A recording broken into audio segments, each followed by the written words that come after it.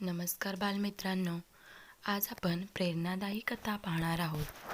चला तर पाहूया आपण प्रेरणादायी कथा. प्राचीन काळातील ही कथा. एका गावात एक संत राहायचे. एक दिवस मध्यरात्री कोणीतरी त्यांचे दार वाजवले. दार उघडले तर त्यांचा एक शिष्य बाहेर उभा होता आणि त्याच्या हातात धनाने भरलेली पिशवी होती. हे दृश्य पाहून संत थोडे अवाक झाले. शिष्याने त्यांना प्रणाम केला आणि म्हणाला की गुरुजी, मला हे धन आत्ताच दान करायचे आहे. यावर संत म्हणाले, तू हे धन सकाळीही दान करू शकतो. एवढ्या रात्री येण्याची काय गरज होती? त्यावर शिष्य म्हणाला, गुरुजी, आपणच सांगता, चांगले काम करण्याचा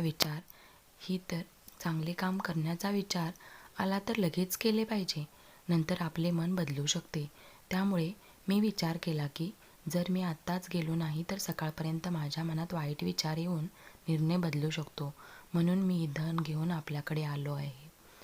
कथेची शिकवण. या छोट्याशा कथेची शिकवण एवढीच की आपल्या मनात चांगले, वाईट असे अनेक प्रकारचे विचार सुरू असतात. त्यामुळे जर आपल्या मनात काही चांगले काम करण्याचा विचार आला तर ते लगेच काम करा, कारण वाईट विचारांमुळे आपले मन बदलू शकते. धन्यवाद मित्रांनो. माझा व्हिडिओ आवडला असेल तर लाईक करा, शेअर करा आणि सबस्क्राईब करा. धन्यवाद.